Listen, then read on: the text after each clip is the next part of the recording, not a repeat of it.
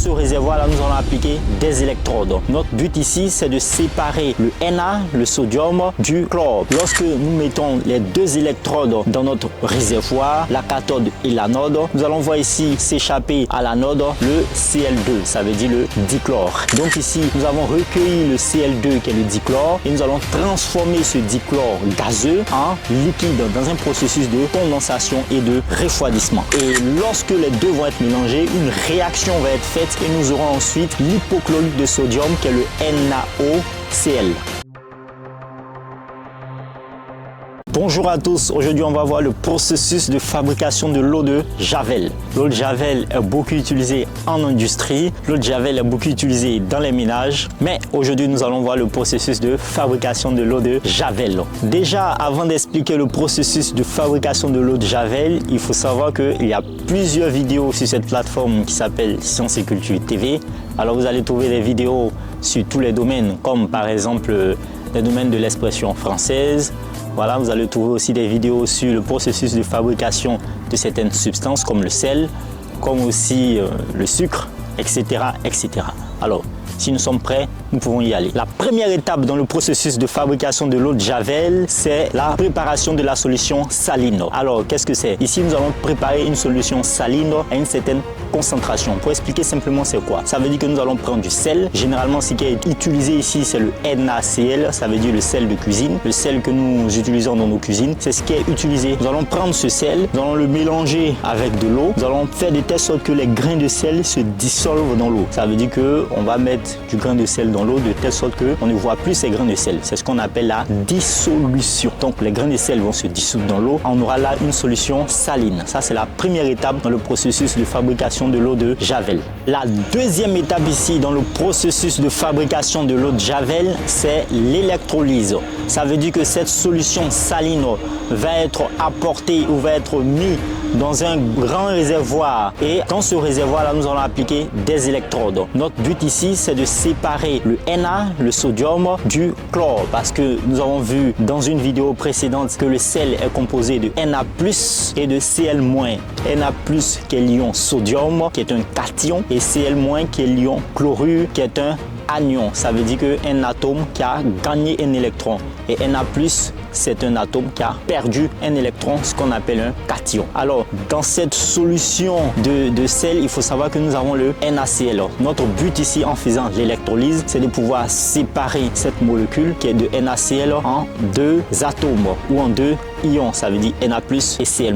La troisième étape ici dans le processus de fabrication de l'eau de Javel, c'est la production de chlore, ou dirais-je du dichlore. Parce que qu'est-ce qui se passe à cette étape? Lorsque nous mettons les deux électrodes dans notre réservoir, la cathode et l'anode, et que nous activons bien sûr le processus, nous allons voir ici s'échapper à l'anode le Cl2, ça veut dire le dichlore. Et bien ce dichlore va être recueilli dans un certain réservoir et va être refroidi pour que nous ayons une solution de dichlore. Alors, il faut remarquer ici que le dichlore ici recueilli est sous forme gazeuse. Alors, lorsque ce dichlore va être recueilli à l'anode, il va être emmêlé dans des condensateurs qui vont transformer ce gaz en liquide. C'est le processus de condensation. C'est quoi la condensation? La condensation, c'est un processus de changement d'état de la matière qui permet de convertir la matière de l'état gazeux à l'état liquide. Donc ici, nous avons recueilli le Cl2 qui est le dichlore et nous allons transformer ce dichlore gazeux en liquide dans un processus de condensation et de refroidissement. La quatrième étape dans le processus de fabrication de l'eau de Javel, c'est maintenant la conversion en hypochlorite de sodium. Qu'est-ce qui va se passer?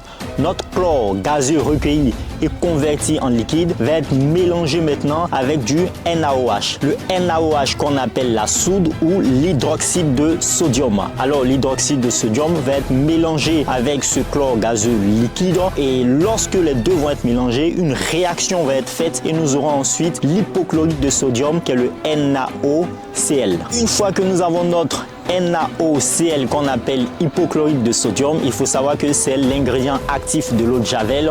Alors, la cinquième étape maintenant, c'est la stabilisation de notre solution. Lorsque nous avons obtenu ce NaOCl qui est l'hypochlorite de sodium, nous allons maintenant le mélanger à certaines substances afin que cet hypochlorite de sodium soit stable, qu'il ne subit plus aucune réaction. Pour ce faire, on peut mélanger notre solution d'hypochlorite de sodium avec le Na2CO3, ça veut dire le carbonate de sodium, ou encore avec un phosphateur trisodique, ça veut dire le Na3PO4.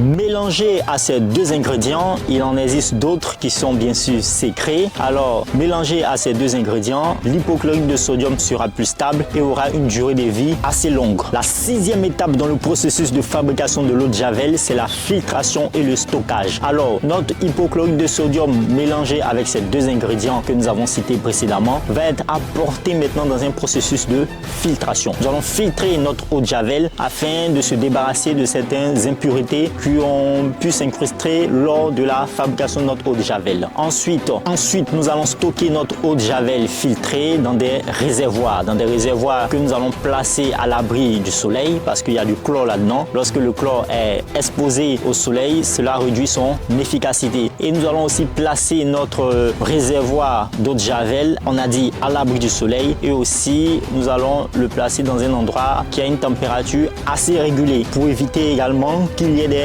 réactions dans notre eau de Javel. Ce qui est très important lorsque vous achetez de l'eau de Javel chez vous à la maison, conservez-le dans un endroit où il n'y a pas bien sûr de lumière pour éviter que le chlore réagisse à la lumière, et placez-le aussi dans un endroit pas assez chaud, qui a une température assez tempérée. C'est très important pour éviter que l'eau de Javel réagisse et que ses composants se décomposent. La septième étape dans le processus de fabrication de l'eau de Javel, c'est le contrôle de la concentration de l'eau de Javel. Alors, lorsque vous achetez une bouteille d'eau de Javel, vous pouvez voir dessus 8 degrés CHL, 12 degrés CHL. Ça, c'est le degré de chlore qui est contenu dans l'eau de Javel. Alors, c'est ce que les agents de contrôle qualité vont faire dans cette septième étape. Ils vont prendre l'eau de Javel et ils vont contrôler le degré en chlore de ce eau de Javel selon les normes de sécurité et selon les normes en vigueur. La huitième étape dans le processus de fabrication de l'eau de Javel, c'est maintenant le conditionnement et la distribution. Cette eau de Javel qui a été conservée dans des réservoirs et ensuite contrôlée va maintenant subir un processus d'embouteillage. Nous allons prendre notre eau de Javel, nous allons les mettre dans des bidons ou dans des différents récipients pour qu'ils soient envoyés dans des grandes surfaces. Alors nous allons prendre des bidons appropriés qui ne sont pas transparents, et en plus de cela, nous allons mettre des protections sur ces bidons. C'est pour cela généralement lorsque vous achetez de l'eau de Javel, vous allez voir qu'il y a quand même une certaine protection. Ensuite, nous allons mettre maintenant une étiquette sur notre bidon pour signifier que c'est de l'eau de Javel, et nous allons mettre toutes les descriptions qu'il faut. Ça veut dire 8 degrés CHL ou encore 12 degrés CHL ou encore un autre degré qui peut être ajouté. Maintenant, lorsque notre eau de Javel est ainsi prête, nous allons maintenant l'envoyer dans les grandes surfaces pour que vous et moi nous puissions l'acheter pour détruire les micro-organismes dans les différentes surfaces. Pour qu'aussi les industriels puissent les acheter pour aussi nettoyer aussi les différentes surfaces. Voici comment est fabriquée l'eau de Javel en industrie. Maintenant, bien sûr, ça c'est le processus général. Il peut exister aussi certaines techniques qui sont employées par certaines entreprises pour rendre l'eau de Javel encore plus efficace. Il faut savoir que sur cette plateforme, il existe de nombreuses vidéos qui parlent aussi de l'action du savon sur les micro-organismes, qui parlent aussi de plusieurs sujets, autant de la chimie que de la physique, que des sujets d'ordre général. C'est pour cela que la chaîne s'appelle Sciences et Culture TV. N'hésitez pas à vous abonner à cette chaîne, à mettre un pouce, à commenter, à poser des questions et nous y répondrons. Peace out.